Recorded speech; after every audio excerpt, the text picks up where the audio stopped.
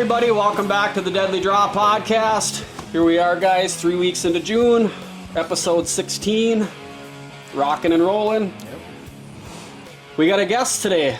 We have Chuck with CA Pross Taxidermy. Came out to visit us. He doesn't live too far away from us, so old buddy of Ryan and I's. Oh, yeah. Hunting buddy, and so we're going to sit down and talk with him about some deers and all the old stories and what's on the forecast for the things coming here. So awesome. Weekend catch up. What'd you guys do?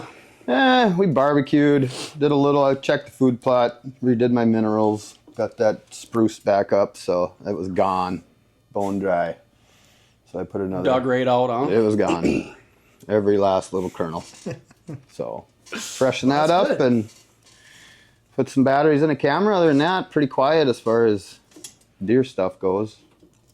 So nice. Yeah. No. This weekend I had a bunch of kids over at my place, so didn't get to do a whole lot of anything crazy by any means with deer season, but actually was it just the other day I was down in the shop staying out of the 94-degree temp and I was refletching my arrows, so got that done anyways. Got 6 arrows done, so that's all I got left to play with. So I'm down to 8. Yeah, yeah, I think I'm at 7 or 8 too. So yeah, be time to get some arrows here. Yeah, pretty soon. Yep. But no. Did you check your plots at all, or since that rain? So yeah, actually, I went today and I looked. And because my camera went out, my plan, all my pictures got used up. So it's been probably 5-6 days since that happened. So I'm going to stop over there. So I swing down there and camera's still there, which is good because I had trespassers there. So I'm like, I better make sure just that it's still on the tree. Yeah. It's still there. So that's good. But yeah, no, it's up there now. Is it? Yeah. Cool. Yeah, it's popping. So no, that was looking really good. So. And then I think my plan renews on the 29th, so then I'll start to get more pictures again. But yeah I had a decent amount of does swinging by hitting that Jurassic Rock, so. That's pretty crazy that in a pine plantation where there's, that it's not like that was a part of the field, so it's not like it was ever fertilized or the pH was ever really maintained. Yep. And that clover's coming up that good in there. You would think that it'd be acidic or the pH would be super wonky, but we've had really awesome. good luck with that clover over there though. That just wild clover just popping up all over the place too, so just throwing that after roughing that road up, it took and it's popping really good right now, so yeah, I did go out today actually. My camera changed batteries and didn't do anything since I put batteries in. I was like, I know there's deer going from that thing, so I went out and checked on it and reformatted the card. So, but I stopped in and I am starting to see some.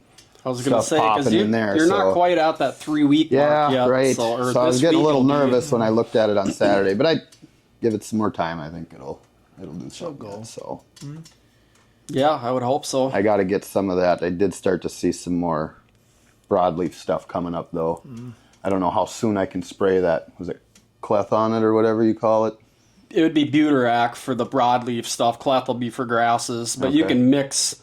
If you're going to go out and spray it, you may as well put some cleth in there too because, you could spray them both at the same shot. I got to do mine again too, but I'll show. I got jugs of both of them. But if that young clover coming up, is it going to hurt that at all? No. It'll stint it a little bit, but it won't kill it. Well, maybe give it another couple weeks then before you can even mix in like a like a clover fuel or something with some potash or whatever in it that feeds clover to kind of help, I guess, counteract that. Is that all stinting. liquid form too? Or what? Yep, there's a liquid form out there. I know Deer Grow makes one. A bunch of companies make different like clover fuels, and you could dump them all in the same tank and do it all. That way you're not running around 3 times filling up tanks and stuff like that. So get it all done in one shot. That's what I plan on doing here probably. Maybe not this week, but maybe next week.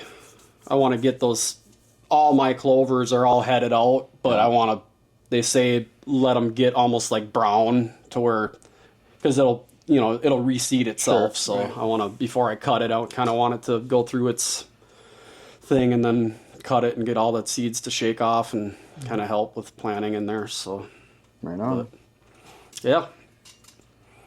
That's about where mine is too, other than my screens finally, because them screens were not doing anything. I mean, I just had a couple little pieces of sorghum coming up here and there.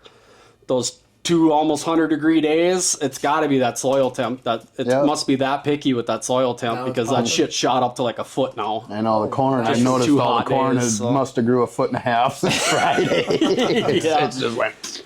And I think sorghum's similar to like a corn stalk, so I would imagine it's very similar to corn. It likes heat, you know, so I'm hoping that now that we're into this hot spell that it'll kind of start to shine, but we'll see. A lot of the grasses were able to kind of shoot up and compete with it, and now I can't spray because I don't want to kill that shit, so unless I can hit it with cleth, I don't know. I know they spray soybeans and shit with cleth, so... If it's Roundup ready. Or cleth, it's different, isn't it? It's not like a Roundup, is it? No, yeah, it's just like a grass killer of some sort, but I'm not really 100%. I got to look into it more before just killing everything. Killing everything. I know go out there the next couple days. Well, the very first year I started spraying shit, and I think that when you and I were texting or whatever, and you were like, well, I think that kills shit and blah, blah, blah, and I had the shit mixed up. I had Gly and Clef mixed up. Oh, yeah, that's not good. So, and luckily, I only did one little pass because I had issues with my sprayer, so I stopped and hauled it all back up here and stuff like that. And I went out like 2 weeks later, and that one pass was fucking fried. So I'm like, thank God that sprayer broke on me, because everything. Yeah, I would have been starting back from scratch. So that was my first experience with learning your chemicals before you spray them. So at least you didn't learn the really hard way. Starting all over again. Yeah. Right. So yeah, that was 4 years ago. So haven't made that mistake. I was gonna say, all it takes is one time. But Chuck, you mess around with plots or anything at all, or? No, our one farm that I hunt is corn and soybeans.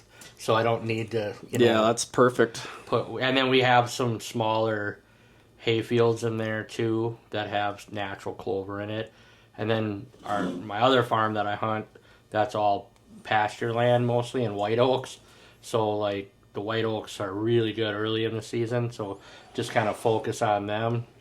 And I have some spots that I don't go in at all until the rut that run along the swamp, and then.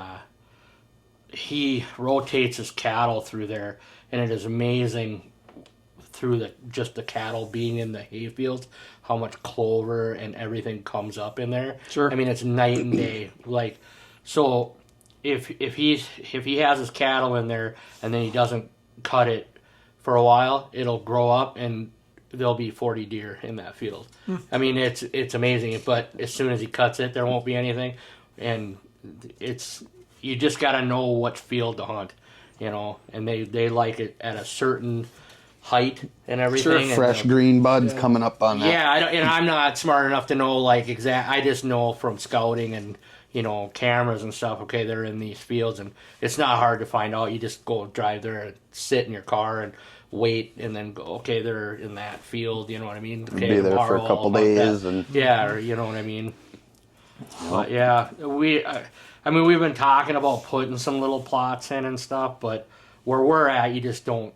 I mean, there's so much food that they don't really need a specific spot. Where like if you have a lot of hardwoods, right, you're gonna want to supplement some food in there. But deer, from what I've seen, they don't like to eat the same thing all the time, so it never hurts, even if you have corn and soybean, to have some alfalfa or some rye, some clover. Because for one, like fawns, they're not going to be eating that corn because the they go from milk to grass to browse. You know what I mean? The mom will bring them out in that corn and the soybean, because she wants that. But the fawns, they want to eat that clover and that greens, stuff that's easier for them to digest. Sure. So it doesn't hurt to have that stuff, Yeah, that green to grain that they always talk about. If you can try and get a little green plot next to the grain is key. I mean, and if you're competing, like if you are in an area where everybody hunts and it's farm and farm and farm and farm, you got to find that thing that the neighbor doesn't have that the deer want. Yep. Because, I mean, so food plots they're magical. I mean, if you have something out there that they want at that time and there's nowhere else to get it, well, they're coming there. They're gonna be so there. it doesn't hurt to try different things, Right. put something out, like, whatever that. That's Sorghum. sorghum. Yeah, you see that big time out west. You Yeah, know? yeah. You don't. I've seen one field down by Foley that has like a huge field of it, but you don't see that around that often.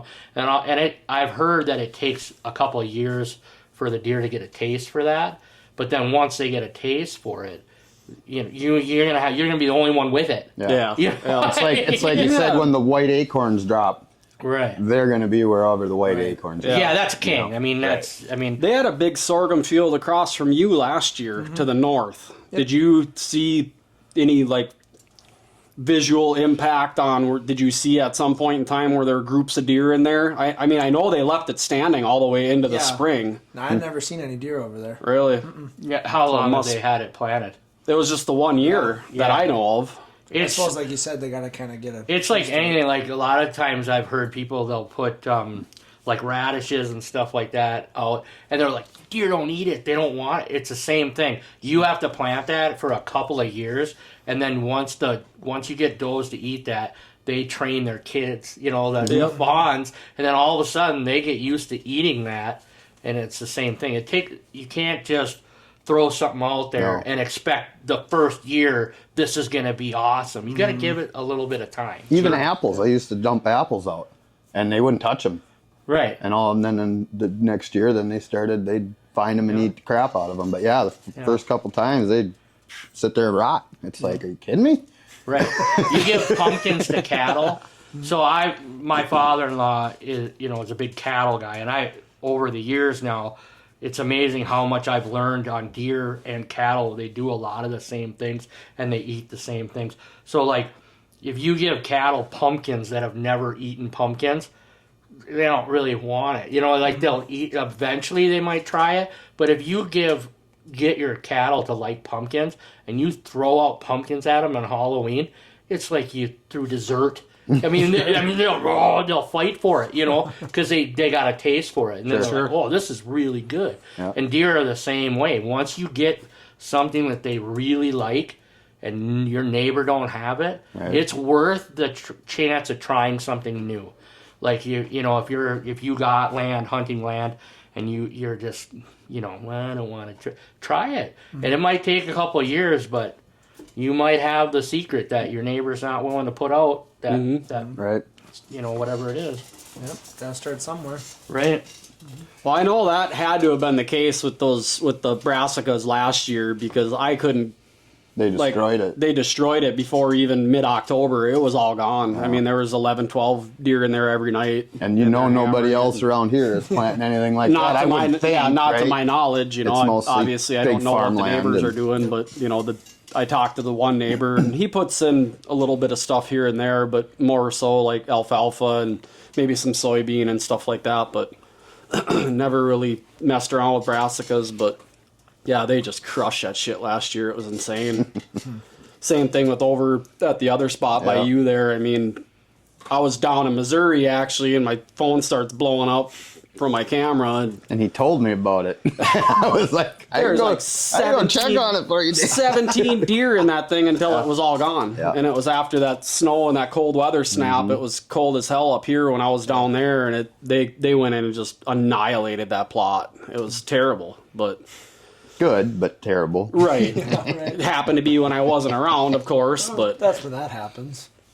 yeah, I didn't have a buck tag anyway, but it still would have been fun to Just see it. go and sit and see it and Yeah. enjoy the fruits of the labor at least, Right. because man, did I fucking work for that plot, man. Hauling shovels and rakes, and because with how tight the corn is to the timber, I couldn't get any equipment, or I wouldn't have been able to get that packer back there even. So Right. it was you helped me roll my drag up into a cylinder and frickin' strap that thing down on top of my four-wheeler, and yeah, it was just a nightmare. On like couple 90-degree days, of course, when I went and planted that shit. So yeah, Yep. I worked for that one, but not this year. I don't think. I think it'll be corn all the way up to the timber over there again this year. Yeah. So, which is fine. I mean, that's a good spot Right. regardless. But like you said, to get a little something different in there and see how it goes is. Yeah. Well, and especially with those brassicas, so all the does that went in there with their fawns, they taught all those fawns, this is the good spot. This is where we're going to go. So for years to come, they're going to be looking for that stuff. Yeah, they're very patternable. They know, they teach their young where the safe places are and where to go to get food. And at certain times of the year, they know, okay, we're going to go to Dave's field over here because there's good food right here and we need this, you know. So, yeah, it wouldn't hurt to put a spot out somewhere where you got it, you know. Right. Yeah, and they wait so long to take that corn over there too. I don't know if there would be any merit in trying to do like an overcast or something like that to where it would come up between the rows once they throw took it. rye out, you know. That'd probably be about the only thing you could do. Get some green out there, hopefully, but they still cut it. You could go in as the corn is still standing and do that with rye, into it, you know. Mm-hmm. That way when they combine it or whatever, you have some green down underneath it at least. That might have to be the plan there. I don't think they're going to care about a little rye in the field, you know. Yeah, no. So. Yeah. So how's the taxidermy stuff been going? Busy, busy, busy. Is it? Oh, yeah, yeah. And I'm just, you know, I'm small time. I just do it part time. And I limit to what I take in because I want to have a year or less turnaround. Sure. You know what I mean? Because I tell everybody I like to hunt, so I want to have all my mounts done by September because I don't want to be, not that I don't love doing taxidermy, but I don't want to be mounting somebody's deer when I should be in the woods hunting. Yeah. You know what I mean? Priorities. Yeah. That's like another buddy of ours too. You know, Like- I mean, because I will tell you, it's always like people, they'll say, oh, do something you love to do.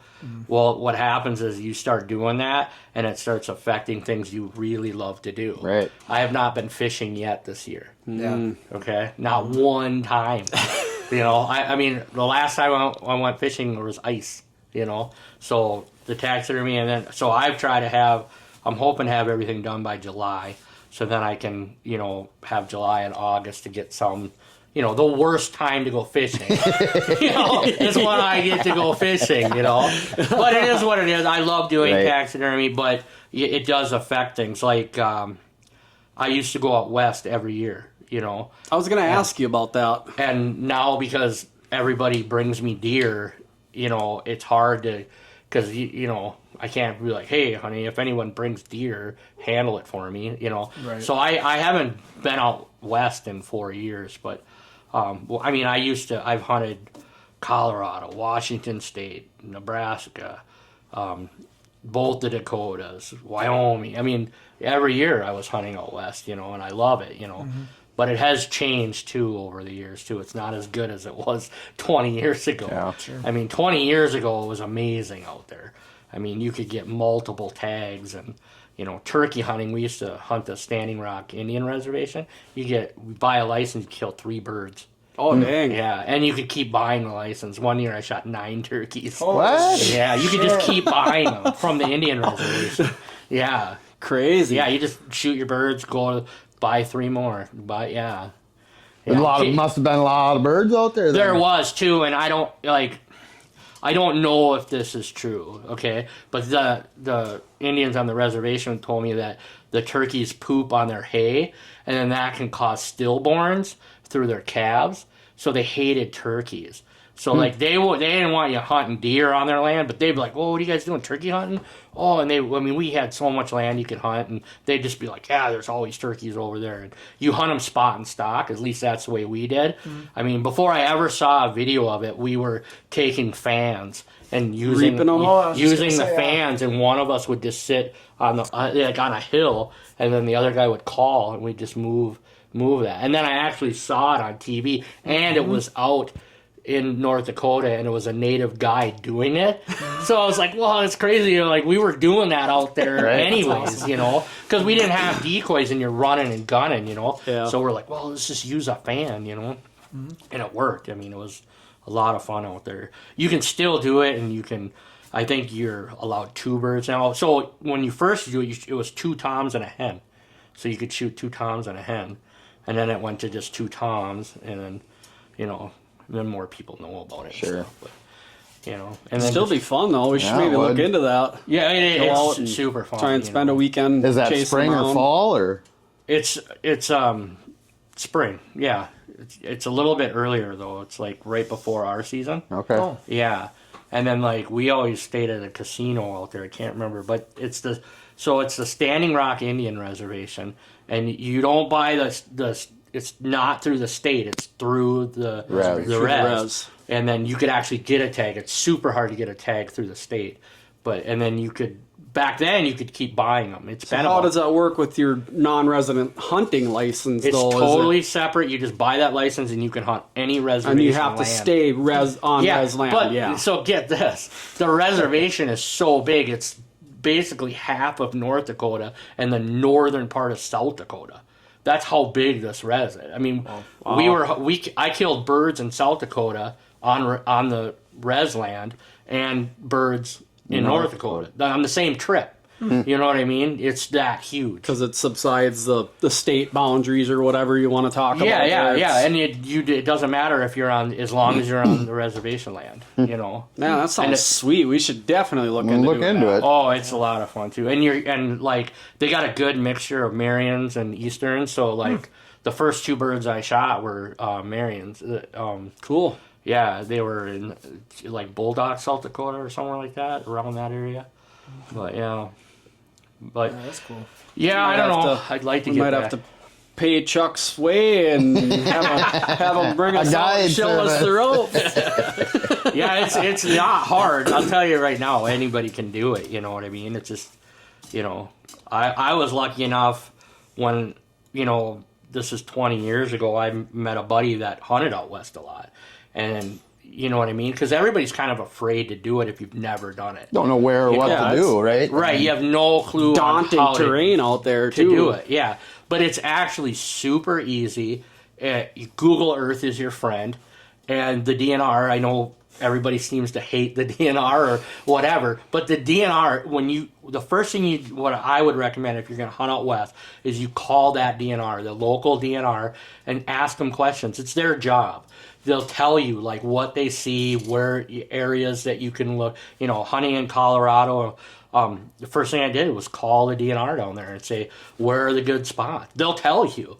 You know what I mean? Right. They don't care. They'll say, yeah, if you're looking for big bulls, this is what you're going to have to do. If you're looking just for any size, this is a good area. You know, not promising you you're going to get one, but, you know, which you At probably least won't. give you a 'cause it's- spot on the map to at least go gives and you pass. ideas and Yeah, areas, you know yeah. what I mean? And and I've done that with every state that I've hunted. Nebraska, in my opinion, is an amazing state. I mean, I've shot 2 velvet bucks there. That's awesome. You don't hear a lot about it, but like the locals don't hunt it. When you go out there, every person you run into is from another state, and you can shoot 2 bucks. This was 4 years ago, so I don't know if it's changed too much, but it was only like $250 So real, tag. real similar to Missouri then. Yeah. Right, but Missouri, you're the thousands of people. Yeah, and yeah. you hear. I don't know if it's true, but I've always heard horror stories like people threaten you, and you're on this land, and you know, I've heard stories where like you don't. Maybe people just spread those rumors because they don't want everybody going to Missouri. Well, there was a lot of people down there when we went. Yeah, so it can get pretty. And I do know Nebraska is.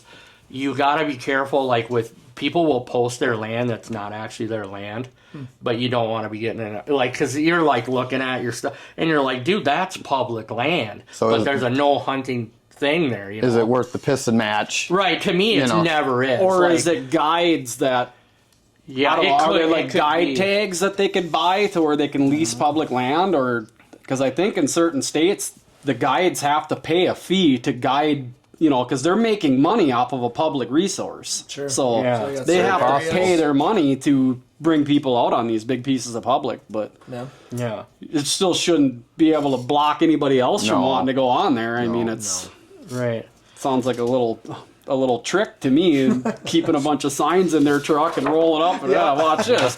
Yeah. No more sign. Yeah. I mean, I've gotten to the point where I have called the power company because there's power lines running through the land, and I didn't know who owned this stuff. So I got a hold of the power company to find out who owned this land. And then I got the number through the power. I don't know if he was supposed to give me the number, but so then the power company gave me the number of the guy, got a hold of the guy, and then they owned like whatever, it was like over 5,000 acres and stuff, just to clarify an area. And he's like, yeah, you can hunt right there. I'm like, well, what? I mean, we're literally going to be hunting 100 yards from your land. What happens if I shoot a buck? Because it's going to go to the river.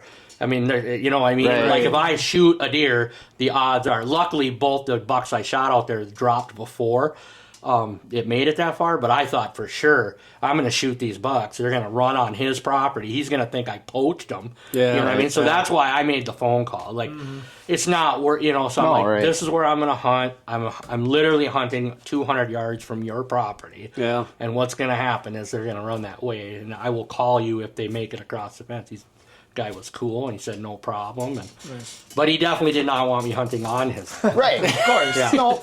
Yeah. And that's the thing, right? You know, I've dealt with that before too. Guys just go on your land looking for a deer because it's my deer and I have the right to track it. And, yeah, you do. I get, you know what I mean. But Yep. call me and I'll come help you. Right. And then I know you're out there. Right. You know. Yeah. I don't like people just going out Busting your without areas and permission whatnot. for whatever reason. Yeah, You know, yeah. whether it's tracking a deer or whatever. Just call the guy, whoever's land it is, get a hold of the person, and most of the time they're gonna be like, "Yep." Well, even those dog runners a couple years Oh, ago God. on your place, coyote hunting. Yeah. I mean, signs just didn't even, fence lines, signs, Didn't care. property lines. matter. They could have went all the way from the public, They all were. the way across They through pushed all the state land to 5 the west. different public And I'm like, why are you or guys private pushing? properties to get into Ryan's. Yeah. And then they're ripping, two guys standing on the road ripping ARs across the field towards the high. I'm like, what in the... Oh, yeah, it was not a good day. Oh my god. Those guys got a chewing. They should have. Oh, yeah. Holy shit. It was not good. Yeah. I mean, it's nice to have people out there taking care of predators. but at Absolutely, the and that's same what I time, told it's them like, too. have I said some if you would have courtesy. contacted all these people around the state land, we would probably let you run your dogs. But you just do it, Right. you know. Yeah. Yeah, it pissed me off. Yeah, bad. I don't blame you. But what do you do? Haven't seen them since, so. Well, that's good. So it's been four years kind of since you've really dove into the taxidermy stuff, or for when you kind of took yourself offline. Yeah, the first couple years I was doing my own stuff and playing around, you know what I mean? And then I would say the last 4 years I've been doing a lot, you know. I try to do 30 or less, you know, deer and stuff. And I do bear too, but that's all I do because if I tried to get into other things, it would just be insane, you know. A lot of time. I know Yeah. it's not necessarily a long period of time, but in those 4 years, what would you say Minnesota-wise, how things are going or how things are looking like with the herd or with hunting in general? Yeah, so Minnesota has a ton of taxidermists. I mean, I am part of the Minnesota State Taxidermy Association.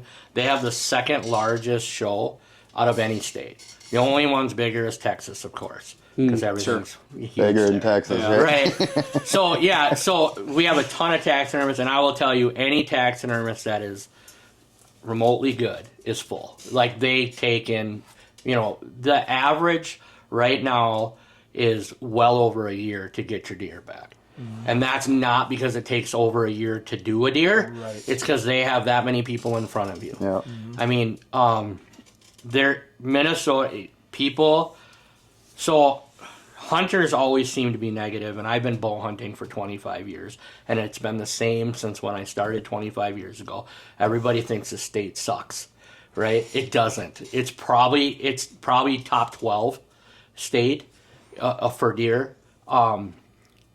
At one time, I think it's Pine City, some county was the best for Boone and Crockett, Pope and Young. We don't do that anymore, you know, like And Camp Ripley's not Camp Ripley anymore. That was a huge mecca at one point. And, Yep.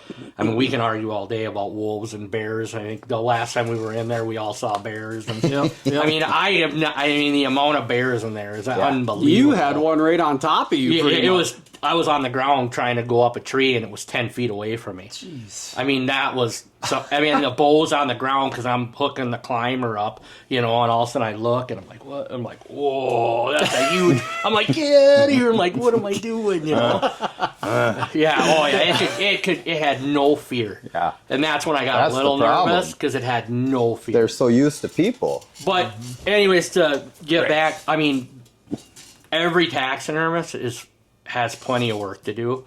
And I know probably 60, 70 taxidermists, and they're doing pretty good. And that's what, part of the reason most taxidermists now only do deer or big game. It's hard. If you catch a fish, find a taxidermist that wants to do it. Yeah. Right? I get people asking me all the time, do you do fish? I'm like, no. Because people are so busy with deer and, bear and, other things that they don't need to do anything else, because they're going to get, if you're a full-time taxidermist, you can easily get 100 deer. You know what I mean? So the state is way better than what, like, hunters will tell you. You know what I mean? It is. It's a very good state to hunt in. There are things, I think you guys had one of your shows was what would you change and stuff, Mm-hmm. Yep. And so I don't know if you want to get into this, but crossbows, people are like panicking about crossbows, right? You look at the data for any of the states, like Ohio, Wisconsin, Michigan.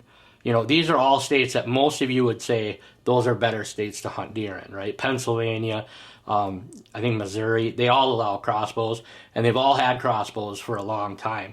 The difference with those states and our state is they don't allow party hunting. And the biggest threat, crossbows aren't the threat. The threat is party hunting. Because if everybody goes out, it doesn't matter what you use to kill a deer with, but if you get to go kill your wife's deer and your grandpa's deer and your kid's deer and nothing's to stop you to keep shooting deer, that's the issue.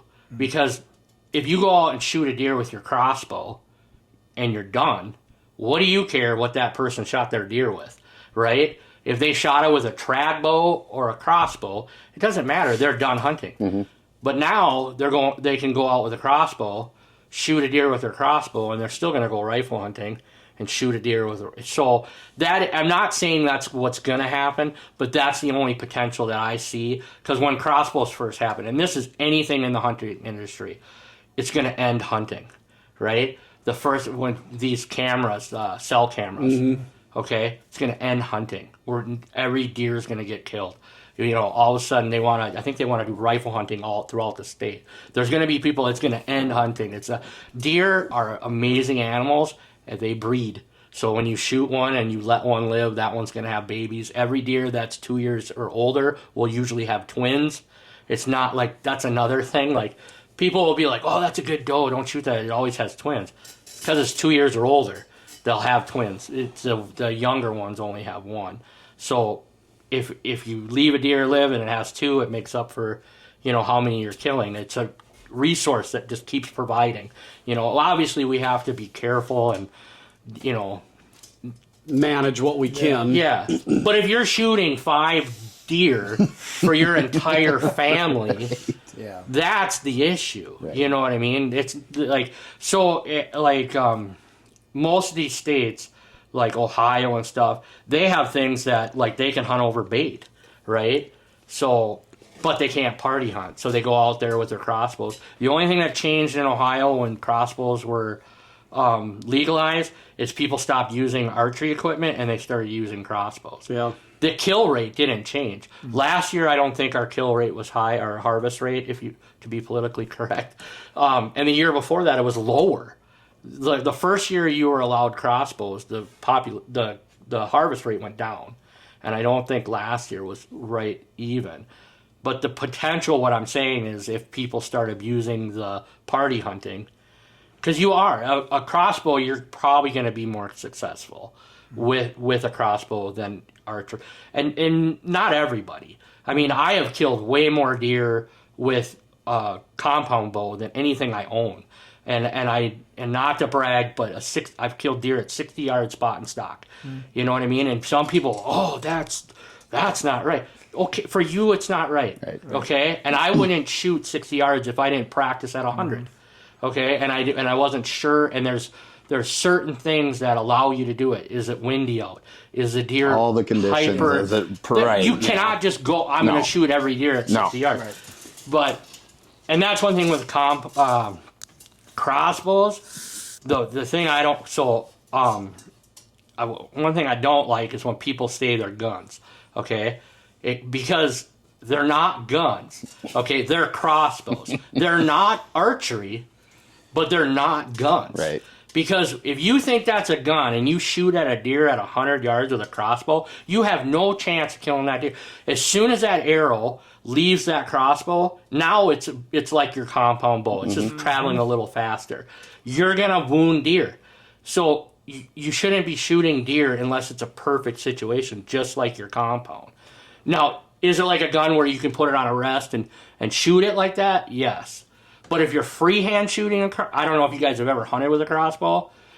It sucks. I've shot them to freehand. And if you're not freehanding. If you're in a tree, right? If you're in a tree and you're freehanding, it's harder than shooting my compound. Yeah. Like I always say, if I'm in the thick woods, the advantage is the compound. If you're in a box blind hunting over an open field, crossbow, you know what I mean? Because then you're sitting there, and you can have the biggest advantage of a crossbow is if you can have it on a bipod or a rest. But if freehand to freehand, maybe not everybody. A compound, I'm way more accurate with a compound. I've been shooting it for 25 years. You know what I mean? Yep. Like it's muscle memory. Yeah, and you'll hear things like, "Well, you don't have to draw the bow back." Well, I would hope anybody that's ever out there hunting with a compound, you're not drawing your bow back when the deer's looking at you. I've never been, I don't know about you guys, but I've never been busted drawing my bow back. Like, because... Try not to anyway. when I'm drawing my bow back, I'm hunting in the middle of the woods 99% of the time, unless I'm out west. I wait till the deer's head is behind a tree, and then I draw my bow back. Or looking away, or whatever. You know what I mean? Yep. So that, like, I've heard that advantage, but... there's definitely advantage, like a rest and everything like that. And I do think you're going to gain about 15 yards. Like a 50-yard shot with a compound, I'm sure you guys live and breed bow hunting. I don't think a 50-yard shot's hard for you, but maybe like a first-timer or whatever, they shouldn't be shooting. With a crossbow, you could probably shoot one for like 5 times, and you probably could shoot a deer at 50 yards with a crossbow. With a rest. With a rest in the right conditions. Because I said, the one I shot, it was a nice bow, nice crossbow, and 20 yards is about all I could do to stay accurate freehanding it. Yeah, and they're heavy and they're bulky and they're not like a compound. Even shooting off a rest, I had to shoot it a few times to get comfortable. I mean, it's not what people think. It's more. It's super loud, but and they're bulky and they're heavy and things. Doesn't mean I'm going to run out and buy one. No. So, my goal is to kill a deer with every weapon I can, and I've killed deer with handgun, muzzleloader, rifle, shotgun, crossbow, compound, and I'm waiting to get one with my traditional archery. So at first, I bought the comp. My daughter's disabled, so I know she was going to get one, and they made it legal. So I'm like, well, I'll get one, and then I'm just going to shoot one with it. It is fun. Last year I hunted with 3 different weapons. I hunted with a crossbow, I hunted with my compound, and I hunted traditional. You know what I mean? I don't get hung up on one way or the other. I think trying different things is fun, and doing different things, instead it gets, I don't want to say it gets boring, but it's fun. Change it up. To change it up a little bit, to try something different, but yeah, I don't know. I know you guys are anti crossbow, so that's why I was like, we could talk a little bit about that.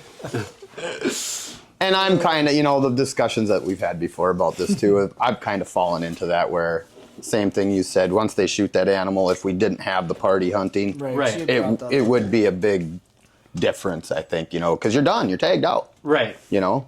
Right. Whether you shoot it with your bow, crossbow, rifle, muzzleloader, you smack it with the car, you're tagged Right. out. Your tag's filled. And I've always been, with any hunting, is a limit, and I don't care how you do it. I always thought it was weird for pheasant hunting, you could have 5 shells or whatever more, and you could only shoot like 1 or 2 birds or whatever. And then duck hunting, you could shoot 6 birds, but you could only have 3 shells. Like things like that. I'm like, the DNR does some weird things like that. But I always thought, like, it shouldn't matter if you can shoot 6 birds, and then you're done after that. I don't care how many shells you have on it. Right. Like, it's a federal law or whatever. Well, it's like you go to the fishing lines, right? 2 in the winter, 1 in the summer. Right. A limit's a limit. Who cares if you got 10 rods? I mean, whatever. Exactly. I guess you get too many and it could start to be you're catching them all the time, right? Or they're Whatever. gutting the hooks, and Right, you're not but getting, for it's- tip-ups. a limit's say, a you got limit, 10 right? tip-ups out, and Yeah. 3 of them are up, and you're attending to the other Yeah. 2. That fish is swallowing the hook, and in the other one, and you're killing it trying to get the hook out, I guess. But yeah, I've never really understood that either. It's a means limit of- is a limit, and when you're done, you're done. especially the 2-rod thing. It's like, Yeah. man, when you're out trolling, I know. It's stupid. why can you not be in the bow of your boat with 2 rods? different presentation Yeah. on, what I mean, a deep diver on the deep side and a little bit more of a shallow crank on the other side, and just run your trolling motor. With It's live like, scope now, you don't need 2 rods. I guess not if you're out sharpshooting them, but can't make them bite though. Pretty much.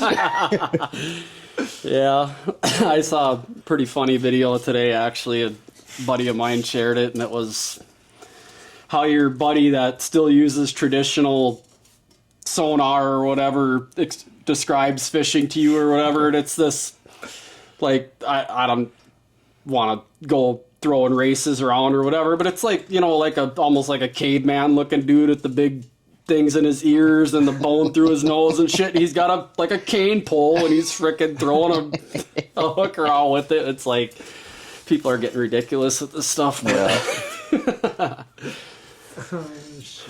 but yeah, no, and we kind of talked about too, touched on, I think that was one of your points on that, was the party hunting thing, if that were removed. Yeah. And that's a pretty strong opinion statewide to the people that want to talk about shifting things or helping the herd or the management part of it. That was one of the top ones. That and the rifle season landing right on peak rut pretty much was the other one, that Right. peak breeding time. But Yeah, that one I don't, that can be a positive or a negative, because sometimes I swear your area is on lockdown, and you know what I mean? I always prefer to hunt the week before, the very beginning of November and the last week of October. I mean, that's why, like, if you're not bow hunting, I don't understand you. Like, I just don't get it. I'm sorry. What are you doing at home right now? Like, that is the best time to be in the woods. Rain or shine Yeah. or whatever. How's that Be out hayride there. going, bud? Yeah, right. Yep. Yeah, it's just the best time, and that's when you're gonna see all these bucks. You haven't got a picture of them at all, and all of a sudden that hot doe comes through, and you got 4 or 5 bucks on your property, Right. So and look, I think a lot of deer get shot doing drives, because the deer are bedded down. I don't do that, I mean. But I mean, I think that's where a lot of people shoot big bucks. Is Pushing them out of the big especially clumps. that second pushing weekend, them out, yeah. So would that affect during the rut or not the rut? You're still pushing those deer Yeah, out of those areas. And I think the reason why they do that is so you could hunt other states too. Because, like, if you move it to Wisconsin, now if you're a person that likes to hunt multiple states, then you're like, well, I got to pick which one I'm going to. Sure. Or whatever. I mean, I don't have that problem. But for, like, bow hunting, you have more room. More That's why time. you should bow hunt anyways. Like, it's Time. You got the whole Right. month and 3.5 months, right? I mean, that's Right. why I originally started when I was a kid. Yep. This one weekend of gun hunting is long enough to be in the Not woods, enough, Yeah, that's exactly why I started. I had, I was like, this is stupid. You know what I mean? I 1 week or 2 weekends, Yeah. I'm like, this isn't enough. Right. So I just started bow hunting, and never looked back. Mm-hmm. And now I could really care less to rifle hunt, but I do because, you have your family. Yep. And everybody goes, but... Yeah, and the deer camp camaraderie, that type, you know what I mean? I mean, That's what started it. haven't really gotten to do that, and since my dad passed, but that was a big thing for us. Was we would all get together, 10, 12 of us, and everybody would have a spot picked out or have their stand or whatever you want to call it. But it was really more about just being everybody together. be down at 10 o'clock and back at the trucks and shooting the shit and whatever, having lunch and around the campfire in the evenings. That was a big part of it. And it still is for most people that hunt. That is Right. that's how they do it. Yep. And it is huge in all states. Yeah, it's like a frickin' national holiday. It's Yeah. and for the right reasons. I think especially when you're getting the younger kids, the grandkids, the nephews, that type of stuff into it. They see that and they see grumpy old fucking grandpa over there with a smile on his face, and he's talking and telling stories about shit that happened 40 years before this kid was a twinkle in his old man's eye. And the only time he really gets to see him let loose and have fun with the gang or have fun with the family and stuff, and pretty soon they're hooked and they're doing it with their kids, hopefully. But any other trips, or are you pretty much done with the making trips, or are you gonna try and It'll probably be because my kids are in sports and stuff, and so when they get a little bit older, I'm hoping to get back into it. But it's hard with taxidermy to do both. You know what I mean? Even when I try to take in fewer, it's still because when you go out west, if you've never been out west, it's a huge ordeal. Like, you don't just go out west. Like, it's planning and, like, have you guys hunted out west? I have not. Haven't? Tried. Yeah, so it's like a big deal, like, because it's a lot of money. Even, like, to do, like, every hunt I did was pretty affordable. You know what I mean?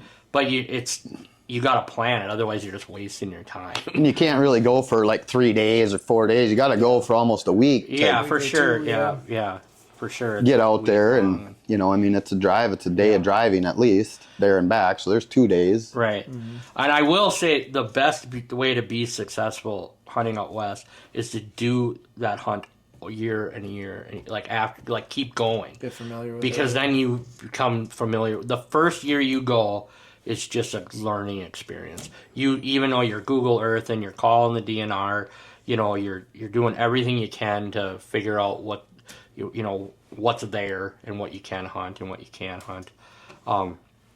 It's just a learning process that first year. Yeah, I've heard a lot of guys say that it's worth the money to go through an outfitter your first time going somewhere like that, just for the learning experience and to learn like that terrain and that, how they're working them animals and how they're dealing with different wind situations and stuff like that to try and put moves in on these animals. Or it's kind of worth its weight in gold just by, because it's expensive going through an outfitter, but you gain all that knowledge to where now if you do want to try it, go out on some public on your own, or you and a few buddies, you kind of have somewhat of an idea of how to put a plan together or execute on an animal if you see one. Yeah, but because it's a completely different game going and doing that, I'm sure, compared to, hunting the timber and stuff like that around here. So my biggest scare, I think, for any of that is getting that animal out of there. Like, you know what I mean? Like, that whole ordeal to me just scares the living shit out of me. It's like, even if you're with 3-4 dudes, it's like you guys are making multiple trips up and down that frickin' mountain or in and out of that place, and it's not going to be a whitetail setup where you walk 300 yards into your hang-on and climb up your tree. It's going to be miles when you knock that thing down. You're not driving the four-wheeler up to it and throwing it on the four-wheeler and going back and hanging it in the garage. Yeah, and maybe some places you can do that, or maybe there are some trails or something where people allow side-by-sides on public, but yeah, most of it's walking area and stuff. But yeah, it brings back memories. Like one of the times I was hunting in Wyoming, I shot 3 antelope, 2 does and a buck. They were all together, and I shot all 3 of them. Well, now I got to get these out of here. cut them all up, packed them up, carried all 3 of those antelope about 3 miles up all the way to where we parked. It was uphill the whole way. Yeah. Oh yeah, I was a lot better. I'm sure it was shape. nice. I'm sure it was nice and cool out then when you're antelope hunting too, right? Yeah. Well, it was October 1st. It wasn't Not too bad then. Yeah, it was rifle season. It wasn't bow season. So, yeah, it was October 1st. I think in Wyoming is the opener there. But yeah, you do, like when we were elk hunting, we never got an elk, but you going into it, you planned that you're trying to get an elk through your party. Like if all 4 of us were going, you better think, let's get an elk done, and then the rest of the time we're not hunting, we're getting that elk out, and then now we're gonna go try to get another elk. Right. Because if you shoot 2 elk, you know what I Yeah, mean? exactly. Like now you're you're gonna make trips and trips and Yeah. trips. You got if you got 4 guys, then you can pack one out with 4 guys in shape. Not like me right now, but if you're in shape, you can start packing some stuff out. You know what I mean? And that's another thing when you go out west, you really do have to be in shape. Like I used to run every day just to get prepared to go on these trips. I'd lose like 60 pounds. Like it's a big deal. You're planning out a year ahead to do it. And you might not get something, Right. but at least then you learn the area and then you go again, and I will say I was lucky. I had a buddy that brought me out, and we were always successful. Out of all the trips, I think maybe 3 out of like 20 trips did I ever come back with nothing. I mean, always came back with something. I mean, one time it was a mule deer about that big on the last day. Yeah. But and it's a little different too. So here you make fun of somebody for shooting a deer this big, because you got 4 or 5 months. But when you're making that investment, and I've never used a guide, I've always done it all just me and a friend, and the last 4 trips was me being the head and bringing my nephew with, and now he brings friends. It's kind of passed down. My buddy Chris taught me how to hunt out west, and then I taught my nephew how to hunt out west, and now he's teaching his friends, and and they're going out like 2-3 trips. Cool. Yeah, and it's so worth it. I mean, life is short, man. You got to make these trips. I mean, whether it's a turkey hunt, I mean, that's an easy one. It's not expensive, and it is a ball. I mean, it is just a ball. That sounds like a blast. Yes. I'm serious. I do want to look into doing that next year because it sounds fun as hell. And if it's before our season starts too, Hell yeah. yeah, then Yeah. we can get tuned, primed up for when we get back. Yeah. And there's a lot of birds, and they don't get hunted like around here. You know what I mean? I mean, we ran into 2 hunters, I think, in the 7 or 8 years in a row I went there. Oh wow. Yeah, I mean, it's and I mean, I don't do it anymore. Like, I would never tell anybody back when I was going every year about it. You know what I mean? It's kind of like a fishing spot. Yeah. You know what I mean? Like, Oh, fuck, it sucks out there. I'm fishing I don't know why we keep going. Yeah, this lake is horrible. But so, I mean, I am kind of letting the cat out the bag, But there's a lot of places to go, and there's a lot of birds. Yeah. You know what I mean? And it's a good starter. Like if you've never hunted out west, because you're gonna make a 7-8 hour trip, But you could stay in a tent if you wanted to, or you could stay in a casino. We chose to stay at a casino, but you know what I mean. You can make it as out west as you want it to be. You know what I mean? Snake boots everywhere though, huh? I never seen a snake there. No? No. Wyoming, a lot of rattlesnakes, little rattlesnakes and stuff. It's funny, like, if you're from Minnesota, you're always afraid of, like, snakes. I mean, I remember, I'm hate not 'em, making dude. fun of I don't want- anybody, I don't want to because see when I first no went out and I snakes. bought, like, snake things and stuff, you just don't see them. In your boots, they're not gonna launch up at you and get you in the thigh, you know what I mean? They're just gonna bite your boot anyways, so you don't need any, just wear boots. Yeah. You know what I mean? Yeah. I think I have a picture of me holding a rattlesnake that we killed, like, yeah. Yeah, I think we saw like 5. That was in Wyoming though, but and they were it was October, so they were very Pretty lethargic. slow. They were out in the road trying to get sun. Sure. They're super sleepy, they're not aggressive or whatever, but that's like when you're hunting in Colorado and you're worried about mountain lions, you know what I mean? Like, to me, I'm not super afraid of bears or anything like that. They're usually afraid, but mountain lions, that'll get me. And then so me and my nephew were out there hunting, and we run into this guy from California, and first thing he shows us is a picture of a mountain lion. And he almost shot it because it was tracking him. So he turned around and he's got his cell phone, and he had a video of it too, but he like takes a picture of it, and he had his handgun because he brought a handgun with him. And he's like, the thing was tracking me and following me, and he shot in the ground twice, and the thing took off. Yeah. So I'll get the juices pumping. yeah. And I guess the only reason why mountain lions freak me out is because they always say like you don't even know they're there. Yeah, like. Right. If you see one, you're probably okay. But if you all of a sudden you get attacked, you know, and if you're turkey hunting and stuff, you know, you're basically You got a fan out there. You're ringing a deer, you know? Yeah. And even Nebraska, where we deer hunt, they have mountain lions around there too. I mean, they're all over, you know. Do you still hunt out in Nebraska? I don't. That was my last trip that I went out. So 2019 I shot a buck, and then 2020 I shot a buck. And then I did a Colorado hunt after that, and I wasn't successful there. And those were, so that would have been 2021. Okay. And so I haven't been out since then, you know. And I used to, there was a time where I was hunting, you know, a big game hunt and then a turkey hunt. I always did the turkey hunt, and then we would do like usually Wyoming or Montana, you know. But it's changed a lot. Like where we started off talking about Minnesota. I mean, Minnesota's been a pretty good state, and I think the winters are getting a little bit easier. I remember when I was younger, like it was freezing deer hunting. And how many times have we been out rifle season and you're wearing a long sleeve t-shirt? So never back. No. You know what I mean? I Never. remember just freezing, you know. So there, and I don't know if it's global warming or whatever, but something has changed. Yeah. Like, so it is definitely warmer and stuff, so it's easier on the deer population. But, I mean, you want to talk about wool. I mean, you know, I'm telling you how great all the taxidermists are. I don't know about way up north. That's a whole different ball game. Because if you talk to those people, and I don't go by what hunters say, because it's the end of the world all the time, but I haven't talked to any taxidermists up there. If they're still super busy, I'd have to, like, find out.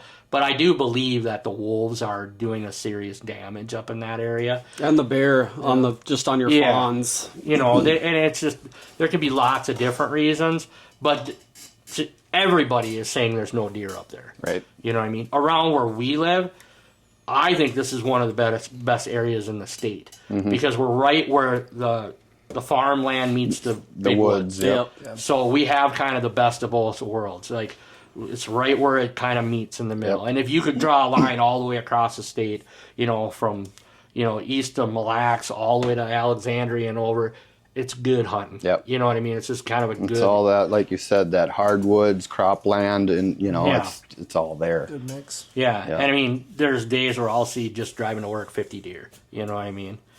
You know, so they're around, and I don't think I haven't seen any changes.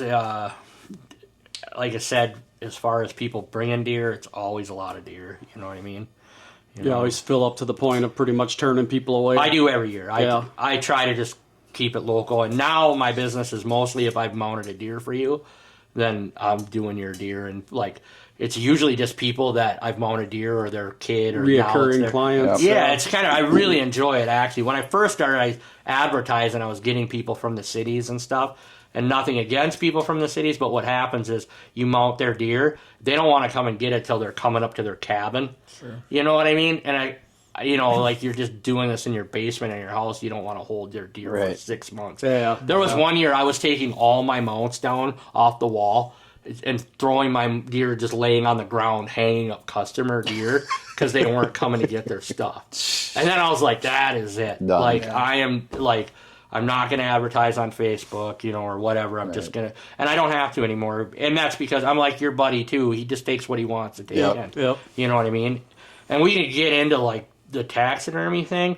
If I was full-time taxidermist, you know, you're going to take as much business as you can because that's how you're paying your bills. Yep. Because a lot of people are like, well, why is this guy so expensive and this guy's not so expensive?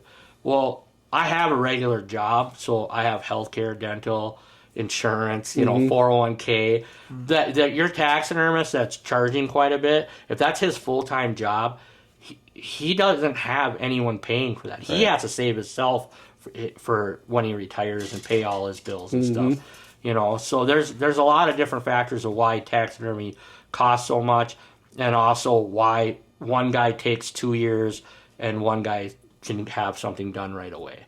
You know what I mean? There's more than just one reason for it too. Like some people tan their own hides, and that's fine. But most taxidermists are going to send their stuff out because it's a big process to tan a lot of hides. To do it, and you have the acid and yourself. all the stuff in your place of business or your home. You know what I mean? So most taxidermists are going to send the stuff out. Well, it could take anywhere, depending on who you send your hides to, it could take 6 to a year just to get your stuff back. It takes a long time. Right. You know what I mean? Yep. So that can be a factor of how long it takes, Well, yeah, you guys are about 6 months out on those hides that you sent down, aren't you? Yeah. Somewhere in there? That, yeah. Yeah. It's around that time frame, though, yeah. Yeah, and it depends on, who you're using and stuff. I mean, I'm lucky I have a tannery that usually within 3 months, and no, I'm not going to tell you who it is, but it's quicker to get my stuff back, and he does a good job. You know what I mean? Mm-hmm. So you can have your stuff done quicker and stuff. But and there's different ways to mount things. I always, when you have customers come in and most of them don't even know the process, I've had customers, nothing against it, because everybody doesn't know until they know. You know what I mean? I've had customers think like the skull is inside there, and like part of the skeleton is in there. Yeah. I'm like, no. Like, I'm like, it's a foamed like deer target basically under your hide, and it's glass eyes with your antlers. When you bring in a deer to get mounted, the only thing that is your deer is the antlers and the hide. Yep. Everything else is foam and glass eyes, inserts. And yep. So and a lot of people don't know that. So and there's different ways of doing it, and there's some people just do different styles of how you do it, and you can be good at anything too. So there are different ways to do a mount. One way might be somebody might think it's better to do it this way or that way, but if you're really good at the old style way of doing it, then why would you change? You know what I mean? Like, there are old-time taxidermists that have been doing it for 30 years that they do things different than me, you know what I mean? But they're good at it, you know what I mean? So, and how I would recommend any taxidermist, if you've never had anything mounted, treat it like you would a tattoo. You got a tattoo? Nope. You got a tattoo? Okay. You guys are weird because almost everybody I know has tattoos. But so it's different. If you're gonna get a tattoo, you don't just go to somebody and say, "Here, put something on my body for the rest of my life." Yeah. You do a little bit of research, right? Mm-hmm. So if you're gonna get a mount done, don't just go to the cheapest guy. Find out who's had a mount done from them, or get pictures, or even have references. Like, say, do you have any references? And that taxidermist, if he's worth anything, he's going to give you some phone numbers. Right. Like, here, you can call this guy or that guy. But I would try to look at mounts and whatever, and try to get that, because, sometimes people say you get what you pay for, and that is a big thing. Like, typically the cheap guy is just starting out, and he's not like the best taxidermist. But just because a guy's super expensive doesn't mean he's good. Right. He just has bills to pay. Okay? So you have to look at what you're getting, just like a tattoo. And then plus tattoo artist, maybe 20 years ago, the guy didn't have the best reputation, but now all of a sudden he's a really good taxidermist. So you got to keep up with it and say, hey, is this guy, good? Find out people that know his work, Yep. Mm-hmm. Same with like skull mounts. Getting a skull done, there's multiple ways to do a skull. So anybody can do it, but there's better ways of doing it. You can dig a hole and stick your skull in a ground and do it. Is that the best way to do it? No, probably not. Is it going to get the job done? Yup. And you can boil a skull. So if you want to get technical, at 160 degrees, collagen breaks down. So that means you're breaking down the bone. It makes it brittle. So can you clean a skull by boiling it? You can do it. Is it going to weaken the bone? Yep. There is, like, if you're really good at it, you know, you can simmer it the whole time, and I still would not recommend it. And then what I do is maceration, and that is bacteria. So it's what I tell people, it's microscopic bugs. It gets everything. Because, like, beetles are a really good way of doing it, and then maceration. The beetles will clean it all out, but it doesn't, like, degrease it or anything like that. So it's a longer process. So if you bring a skull to a guy that does beetles, it's going to take a long time to get it back if he does it properly. And you're going to get an amazing skull back, but it's a lot of work and it's a lot of time, because it's going to probably take months and months to degrease that skull. Where, like, maceration, you're doing it in water, and those bugs get it's bacteria bugs. It gets under the teeth and everything, and it literally just falls off, and then you still have to degrease the skull and get all that out too. But it's quicker than bugs, but both of them are really good ways of doing it. And it's the same thing. Get references. Find out people, you know, that, this guy's done a skull for me. It's good. Because I've heard tons of horror stories, you know. And a lot of people, they just don't know. They get their skull back and it's missing the nose and whatever. Yeah, I was going to say, you see videos of dudes blasting them with pressure washers and, like, the nose pieces are falling out and the teeth are all messed up, and it's like, I mean, I guess it's a white skull by, you know, when they're done, but... Right. And some people might not care, but what you're really paying, like, for a skull to be done, you're paying, anyone can do it, but you're paying it so you don't have to deal with the smell and the dirt. You know what I mean? Like, and that's what it's worth. Like, yeah, you can go in your backyard and boil your skull, and it's probably going to be good, and it'll probably last you forever. And if you don't care about the grease and it changes colors over time, yeah, it's fine, whatever. But why you're going to bring it to a taxidermist is because it should be done high quality. It should, you know, stay white, and if not, the taxidermist should whiten it for you again and stand by his work. And you're doing it just so you don't have to deal with the smell and the cleanup and all the nastiness of it. You know? But get references.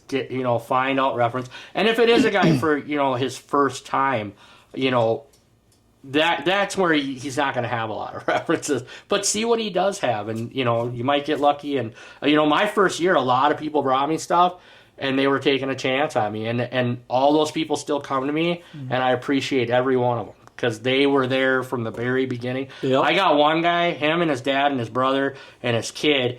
Every year they bring me multiple deer, and I probably mounted in the last 4 years 9 deer for them. I mean, huge. You know what I mean? They only shoot 4-year-old deer or bigger. They don't really care about antlers. It's their main thing is age. Yeah. So they don't, because, you know, some deer are not as big at 4.5 or whatever, but they want that deer to be 4.5 years old. If they shoot something younger than that, they are severely disappointed. You know, because they just want to follow that age thing. Yeah.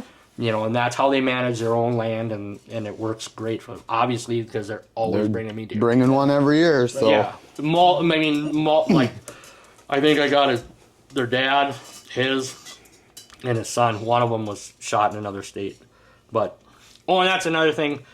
Everybody knows that you can now hunt out west, and you have 2 days to bring your animal back, as long as you bring it to a taxidermist or a meat process. Did you guys know that? No, I didn't. Yeah, so the DNR... That was one of the things full body or just... You can bring the whole... I think you can bring the whole body, because if you're bringing it to a meat processor, you know, but you have 48 hours once you cross the state lines to get it to your taxidermist. I'm not a meat processor, so you're not going to bring me the whole body. You know, you're just going to bring the head and the cape or whatever. But where before, you weren't supposed to do that. Nothing. You're supposed to cape it out on site and leave the skull and any spinal fluid or anything like that back behind. Yeah. So, yeah. No. But now you do have 2 days to do it. Yeah, it was past. Last year you could bring deer across, elk, all that stuff. You can bring it now. But and it's once you cross the state lines, you have 2 days to do it, which is huge. It was very big for the taxidermy industry. Yeah, because it hurt, like, especially people that... Well, they had to get it done out there and then ship it back, or, you know, you couldn't bring it. And before I was a taxidermist, I shot a deer... Was it Nebraska? I think it was in Nebraska, the first year, and I called a guy to have it done, and they wanted $150 just to cape it. $150. Yeah. You know what I mean? Right. That's a lot of money just to get it off, to bring your deer at back. Because, you're probably not going to get a discount from your taxidermist. No. He's going to still charge you the same price, Yeah. whether you bring it the hide and the antlers, you know what I mean? Because he's still got to do all the other work, you know? Well, and say I go out west or whatever. I mean, I don't have that experience in caping a deer to where, like, say, if you were my taxidermist, you would probably prefer to do it yourself anyway. Otherwise, I'm bringing you this fucking mangled up mess that I attempted to try and get off of there. That that's probably just going to set you back in time to try and make repairs or fix it or whatever. Even still, like, I've caped out some of mine, but when I say cape out, I mean I'm just cutting it properly down the brisket, getting it off the front arms, legs, and cutting the head off. I'm not skinning the whole face off of it. I mean, I'm not doing that. Right. And now no you don't taxidermist probably wants, unless they know exactly what they're doing. But before 2 years ago, that's what you had to do. Yeah. Like, otherwise you were bringing it back illegal. You know what I mean? So now you don't have to do that. Nice. Yeah. That's good. And it isn't as hard as what it's, because I do it all the time, whatever.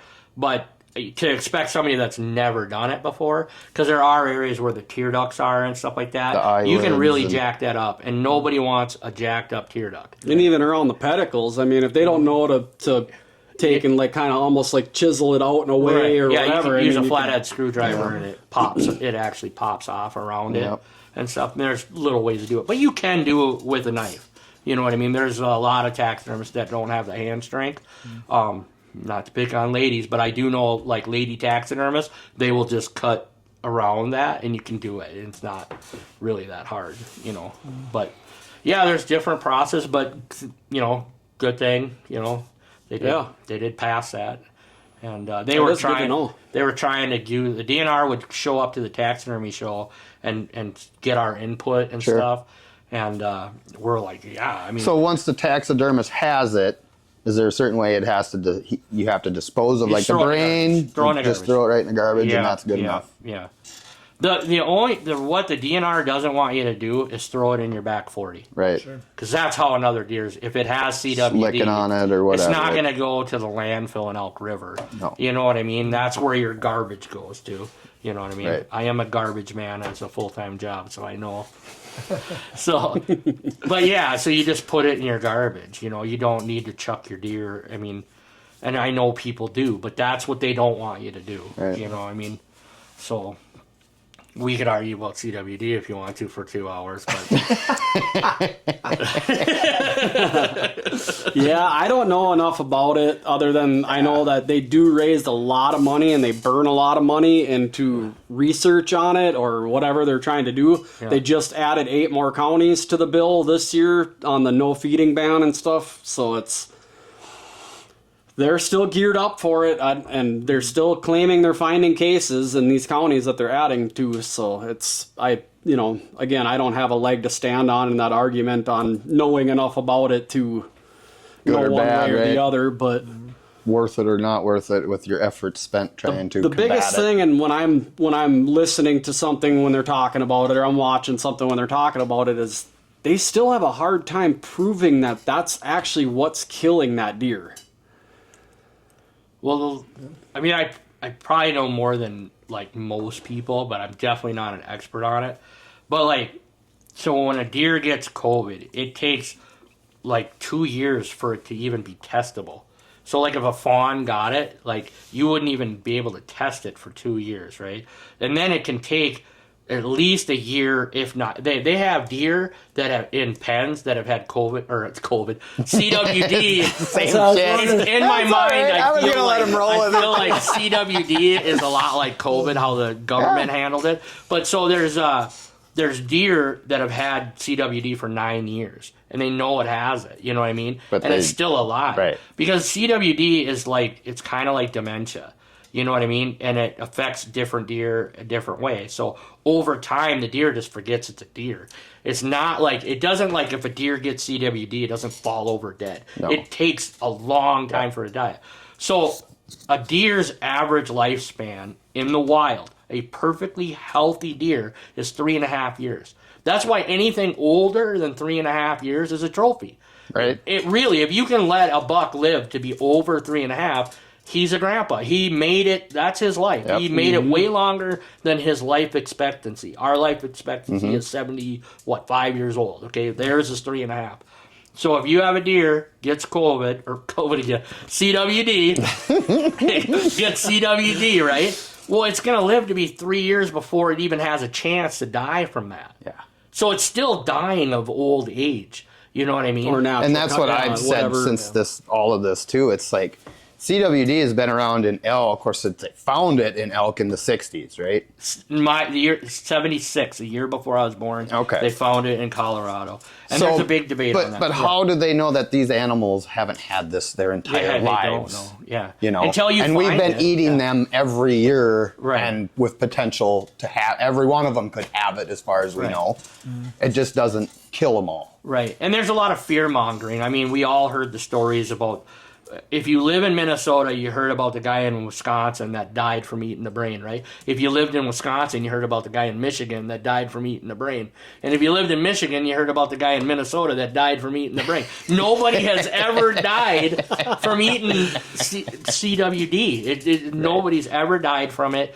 Every state has a higher deer population now than it did in 1976. Every state. Nebraska, and I know these things because I hunt there and I do research on it, that there are areas that like 80% of the deer have CWD. There are areas in Nebraska and Wyoming that like 80% of them. A lot of them is like 50%.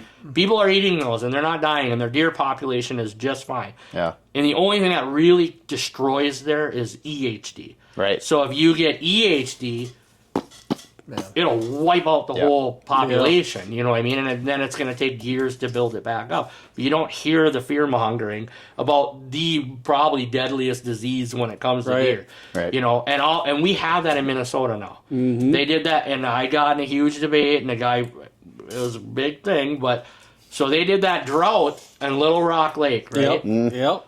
Yeah, and you know, it was, the guy was super mad at me for even bringing it up. But how is it not a coincidence that you do a manufactured drought on Little Rock Lake and within a mile, 18 deer are found with EHD dead? And how does EHD happen? It comes from the midges from a drought. In the dry area. And it comes out. And it was the first time ever for EHD to be around, you know? And that's something we do not want. That's what I was talking to you guys about before, about the cattle farmers putting this mineral in their watering for the cattle so the cattle don't get it, because the cattle can get EHD as well. Right. So I'm like, I put in a little pond. Should a guy put mineral in there to help those deer if you do end up in a drought or something like that? Yeah, I don't know. And with the way the weather's changed, are we going to see more EHD? Right. Like maybe it was, like I can't blame it, but it was a weird coincidence, right? For sure. So, because that lake's never been that low before, they purposely did it. Yep. Now, would a natural drought make that lake that low? I don't know. But what if all of a sudden we start getting some serious drought years? Right. And all of a sudden we got EHD and it wipes out your deer population. Then I'm not going to be bragging to you about how great the taxidermy industry is. Exactly. Well, you'll have more time to go out west again. Yes, then I'll go all west. I'd rather have a deer herd that doesn't have EHD. Oh, 100%. It certainly seems like the last few years it's definitely been more pronounced as far as like in the Midwest. I mean, you're hearing like last year, again, Iowa got hit. Illinois got it bad last year. I mean, it seems like it's getting worse for the wearer as far as EHD goes. North Dakota, they couple that with some winter die-off out there that potentially is what's hurting that herd out there so bad. So it's certainly around and being talked about. It's just not, they're not throwing any money at it like they are at CWD. And I'm not sure if that's just a, again, if that's how you would almost. I mean, you'd almost that have way, to, or like designed that way to where they've had a handle on CWD unless science could come up where you could put something in the water. Right. But now is that going to affect the fish? Is it going to affect other things? Other than, You know, how many times is the DNR screwed up by something? They put something that isn't even from around here, like Asian beetles, you know, and all of a sudden everybody's got Asian beetles all over their house because they were brought here on purpose to do something. I don't know what it was, but... Well, I think there certainly is something that, you know, like Lakoski swears about, and like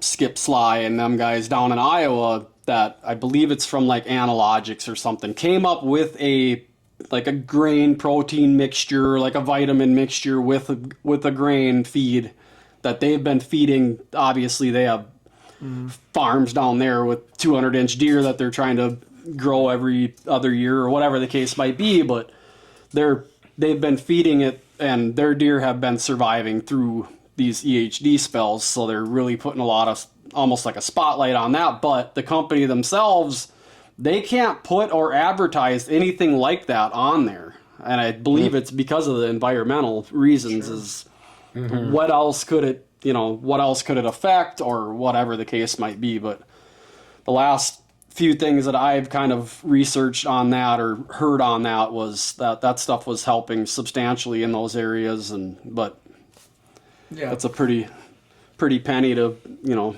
be dumping hundreds and thousands of pounds of corn or grain mixed through feeders, you know. So well, in a lot of these states they don't have lakes, they have rivers and creeks.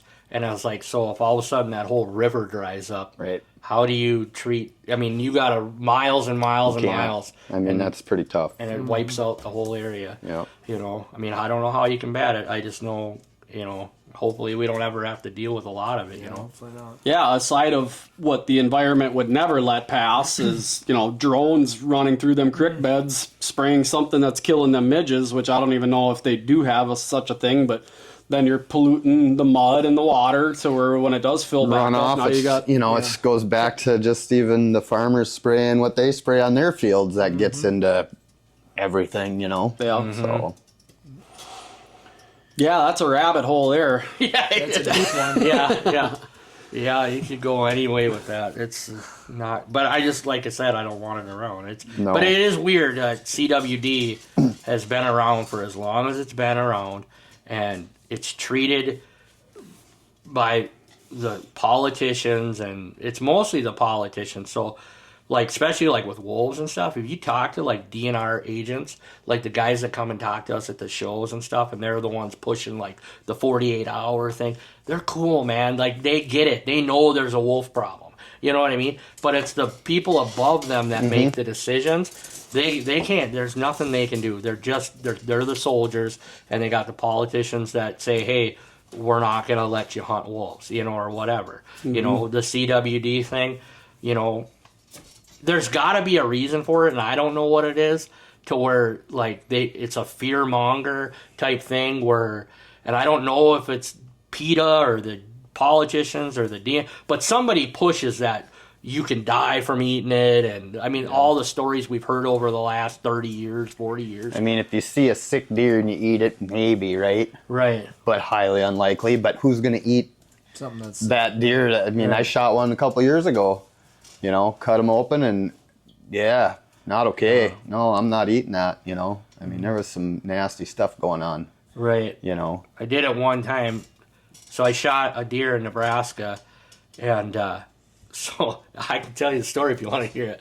So I'm sitting we're spotting stock, and I'm in a ditch, right? And these ditches, they're on the public land, and they run down, and then there's a fence down here, and then it runs on that property I was telling you about, and then it goes down this huge cliff down to a river.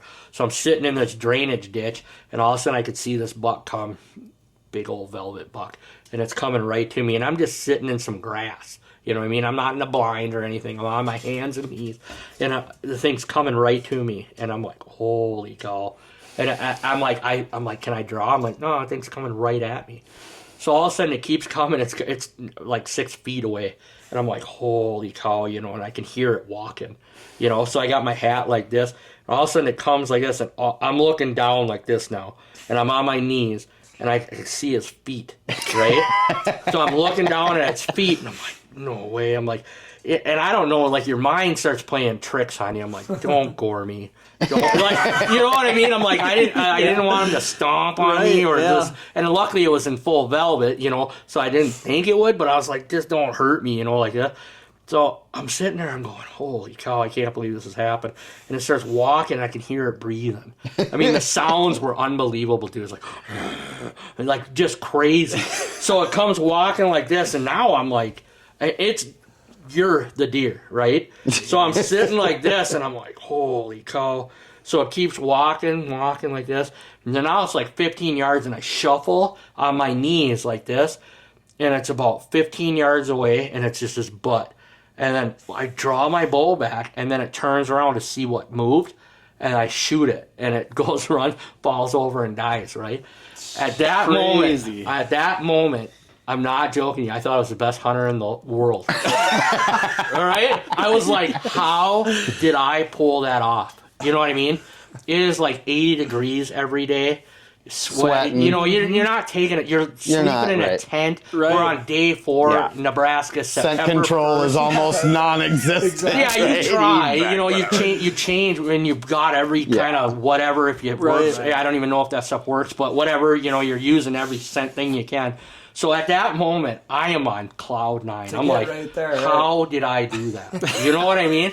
So I go over and I walk up to this buck because I heard it hit the ground. You know, it went 30 yards. It was like, boom, dead. So I go over there and I walk up and I grab his antlers and I'm like, oh, just beautiful buck. And all of a sudden I look and it's got 2 tennis balls, like bumps on its head. So I'm like, what is that, you know? And after I, you know, because I'm a taxidermist at this point, and so I'm caping it out, and it has these big hard balls. And what happened was, another deer gorged its head. The brow tines punctured. It got sacks or whatever. Yeah, so then they swelled up. So I'm not the greatest hunter in the world. This deer had so much snot, and it was so gross, dude. Couldn't smell. It couldn't. I don't even know if it could see. I know it couldn't smell. I mean, it was so nasty, like the pus and everything. And talking about throwing a deer, that's why it reminded me of the story. When I took everything off of it, the meat was brown. Oof. Yeah, it was like a brown, gross meat. Bacteria and shit building up in him. Infection, infection. Something. Yeah, so it went from like a chocolate, like almost like a light chocolate brown, into like gray. Yeah, I threw the entire deer. And I did feel bad because I went to a big, large dumpster, and I threw the entire deer into the dumpster because I didn't want any other deer to get by it. Right. But can you imagine being that garbage man that had to dump a deer that's sitting in a garbage can? But for good reason. I cut that one open, and it had a huge pus sack in it like that, about that thick, of just green slime. And it was during rifle season because I shot it with the rifle, and that was a mature buck, and he only weighed like 135 pounds. Oh, geez, yeah. I mean, he was just real scrawny. I don't know if he got hit by a car. I didn't see any like bullet hole or any type of entrance like that. I think I got hit by a car or something like that. But no broadhead or nothing like that in there festering. No, but it was gross, boy. Yeah, I wouldn't eat that either. You know. No. You do just have to be smart. Yeah. Like, if you do, I mean, it doesn't look okay. I don't care what you're eating, even if you go to McDonald's. Exactly. If there's pus on your burger, don't eat it. Yeah. Yeah.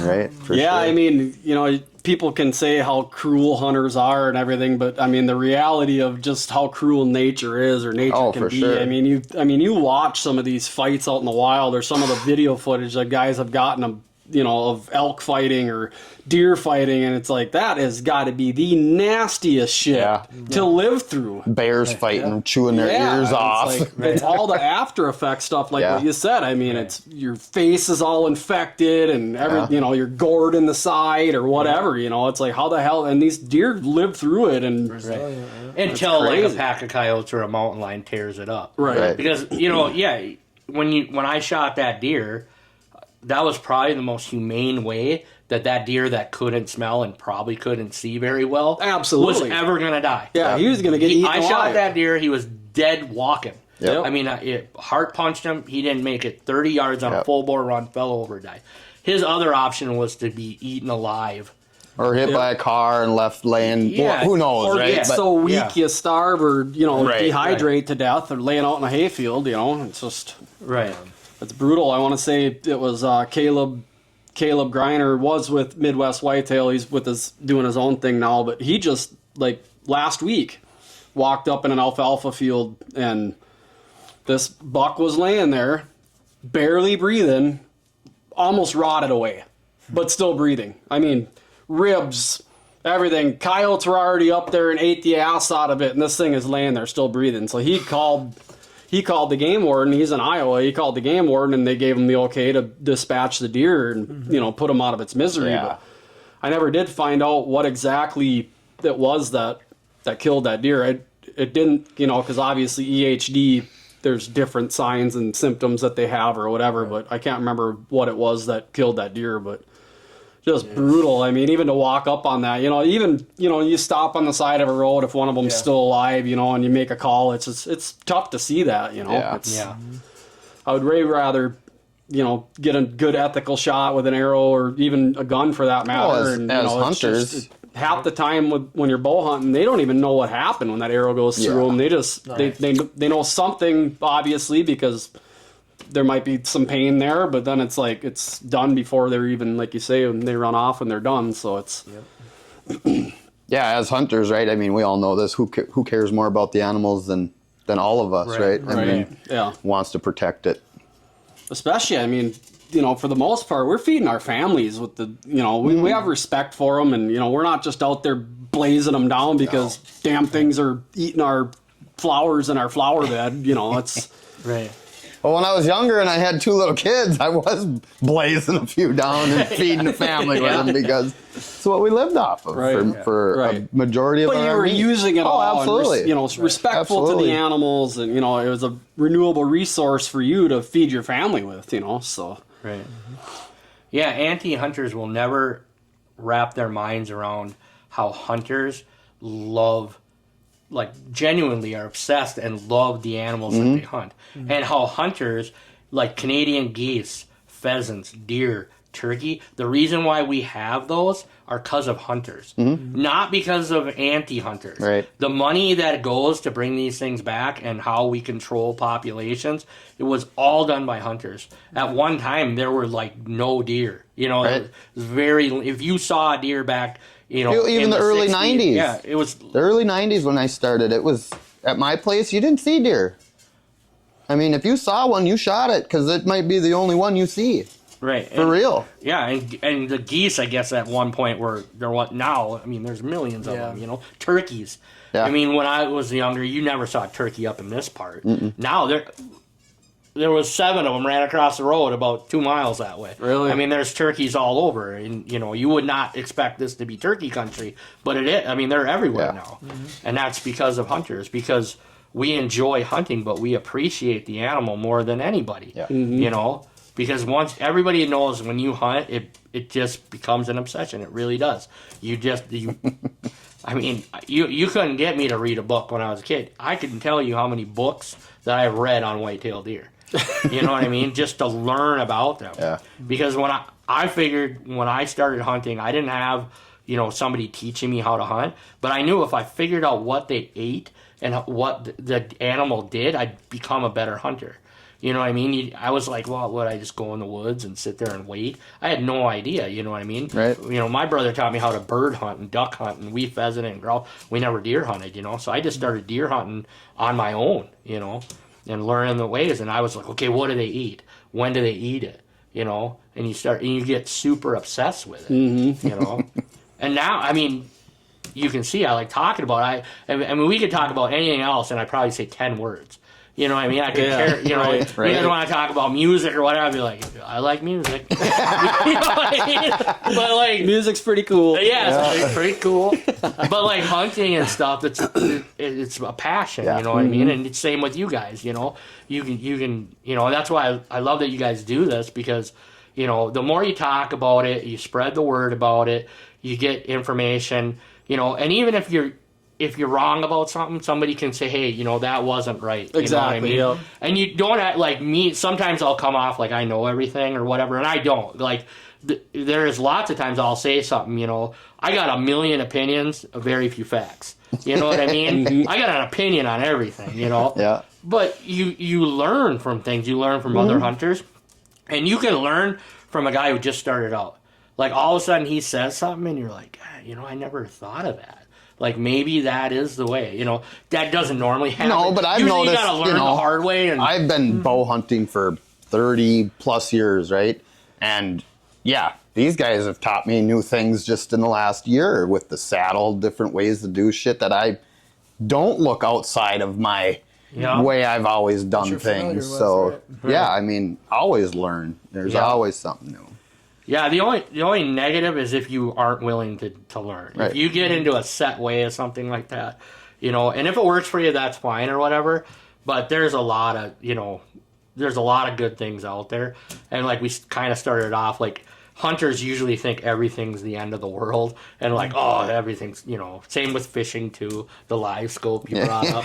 You know, these cameras, when the cameras that take pictures and send to your cell phone, that was live scope a couple years ago. In a sense, 100%. No, it's exactly. It is. It's a live picture of a deer. Yep. But they are arguably the, like, if you want to go to anything that potentially put, no pun intended, a target on a deer, a cell camera is the number one tool. Cell camera, period. In the last of, like, anything that's been developed. Just a camera. Technology. Just a camera. Yeah, Oh, absolutely. But, I mean, to have a camera that you know that buck at 3 o'clock, because it just sent me a picture that buck's there at 3 o'clock. And now they all have live view. Now you can check into them real time. Yeah, mine Really? do. Yeah. The latest reveal that just came out, the new stealth cam. So imagine if you had live You can scope. punch into that thing like it's your security camera on your driveway and look at your Granted, food plot. and I can already tell you, I mean, last year I was dealing with some injuries and stuff too, but what did I say? There ain't no deer on the camera, I ain't going out there. Ain't no deer on the camera. He's like, so many times get I'm your like, ass out there. because how many times have you been sitting in your stand And they you walk see a around deer the walk camera. behind or around, you know, a different angle? So, or I've had it to where they've walked right in front of my camera and I never got a notification from it. Sometimes they just don't work. Right. So being in the woods is undoubtedly, it is. you got to be out there. But and to your defense on that, I think I overhunt sometimes. I might burn my spots out sometimes. I go there on an iffy wind. You know what I mean? So it's like I need to learn how to wrangle myself back a little more because it's I mean, if you sit long enough, are you going to see stuff? Yeah. You just need more stands up, Dave. But as far as to get to, you know, like that 3.5 or older deer, 4.5 or I don't even know if I've ever even had the chance of hunting a 5.5, but those deer aren't going to put up with anything. You know, even if you're walking in on the wrong wind, they're gone. Yeah. Or they at least know that, you know, you're there. Or you just make them to where they're moving at night. Yeah, they might not. They're not going to take off 2 miles and I'm living over here now. But you'll make them. He's moving at night now, or where you're not. You know, I mean, they learn where you are when you're there. I mean, I made a shift 2 years ago that was, and I think I told you because I did it and I came back to work and I shouldn't have came back to work because the day I went and hung that camera, I hung a set like 15 yards from that camera that I put up. I got back to work and it wasn't like 2 hours later. The biggest buck that I had pictures of that year was standing directly where I was when I went to hang that set. Yeah, I don't know if there's something to that. It just seems like when you first get in and hunt spot, it, right? Just get in and hunt it. The deer show up. You know, Jeff Udy, buddy, I can't tell you how many times he's killed a deer when just setting up the first time. You know what I mean? Yeah, that element of surprise, especially if you're on the right wind, if you have an idea of where that deer is bedded or, you know, a bedding area on the property that you're hunting, that first sit is... high percentage. Yeah. Your best, I think. High percentage, yeah. I've trimmed shooting lanes before and then had deer come in and smell where I cut the tree. And then sit there and smell that. And I'm like, I don't know if that's something they like the smell of it or something. I don't know. It's like, you know? Who knows, right? Cutting down popples. Yeah. You know, they hear the chainsaw and they come check it out and start eating all the little buds off them. Yeah, right? my dad used to tell me all the time, especially once he got over to where he was hunting over at Fisher's. He's like, I don't know why I don't bring my chainsaw with when it's gun season, because Every single time he's in there cutting wood down. Deer checking you out. He's like, I've had does and fawns come right up to the tree that I'm cutting and start eating the leaves. Now you might not get that 5.5-year-old buck to come do that, obviously, but your deer are curious. Yeah. They will come check it out. Yep. For sure. That's why we love it. Oh boy. Yeah. Can make you go Couple insane months. too, though. Yeah, I was going to say love-hate relationship. I can't. Yeah. Just pulling your hair out every day. You did it. You've been there. Oh, man. So many Calm times. down, Dave. It'll happen. So many times. He smelled me. I know he smelled me. My life is over. Hunting season's over. Never seeing another deer again this year. It's over. Throwing the bow out. Yep.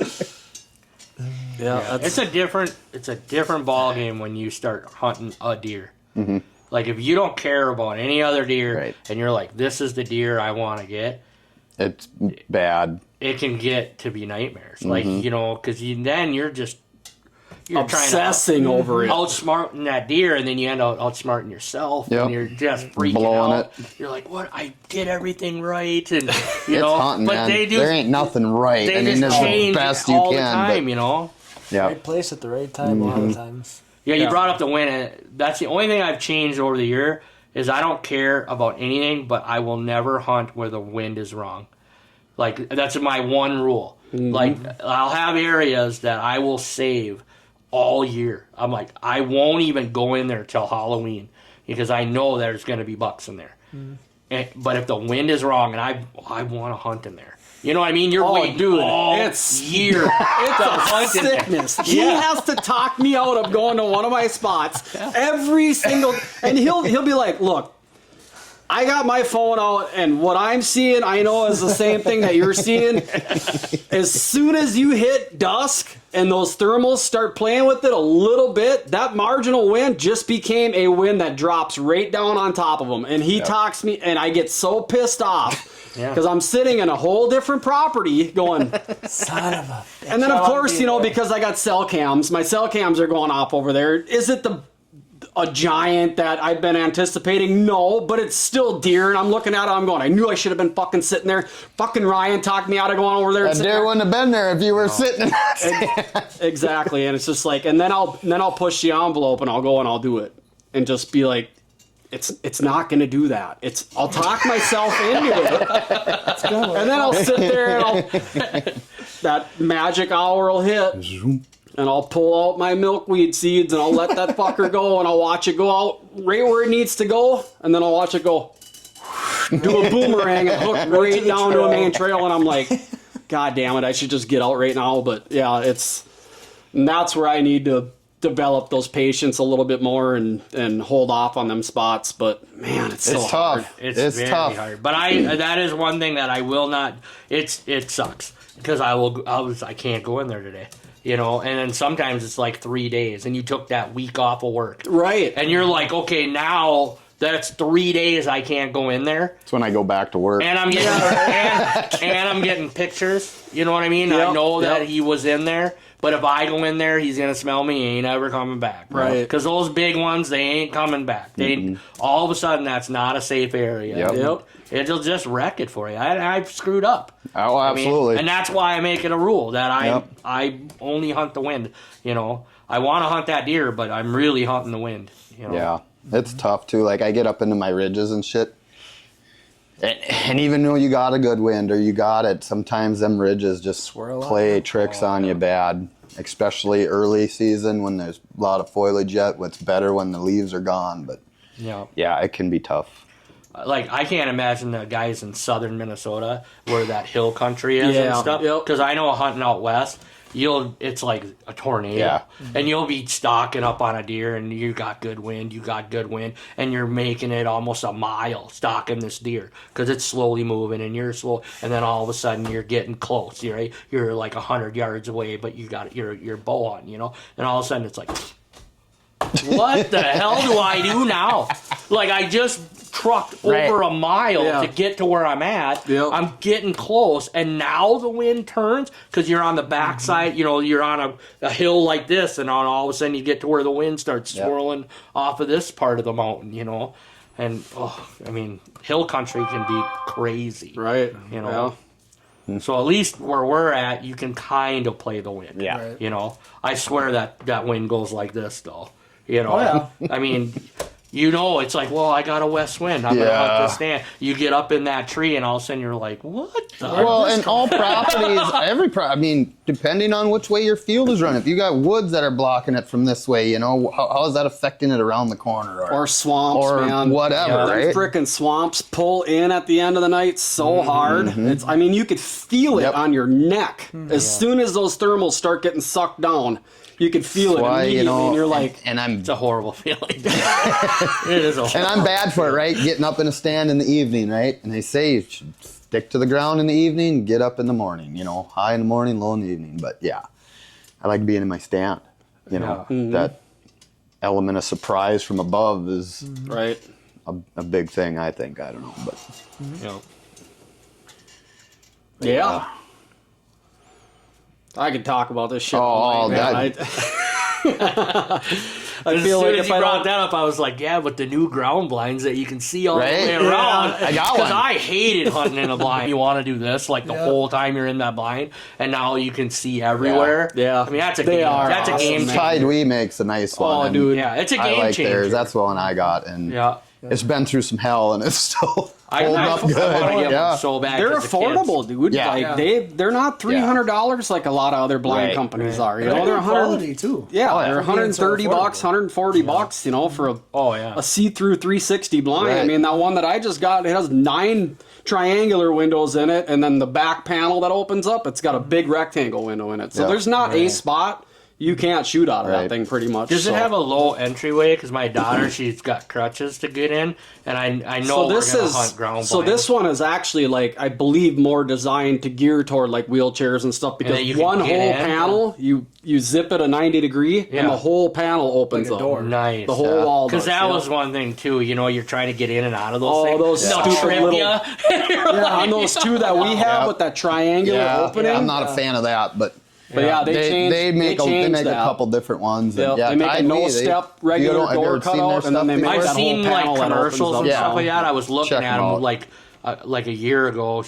The one that's in a wheelchair and crutches. She's only 8 now, but in 2 years, Sure. You know, and then my oldest one's 10 now, so she's going to be hunting this year, and we'll see. You know, Yep. we'll probably be in a box blind with that one, but we'll see what she wants to hunt. Yeah, with and stuff. cool, good stuff. They got other good gear too that I bought and really happy Yeah. with.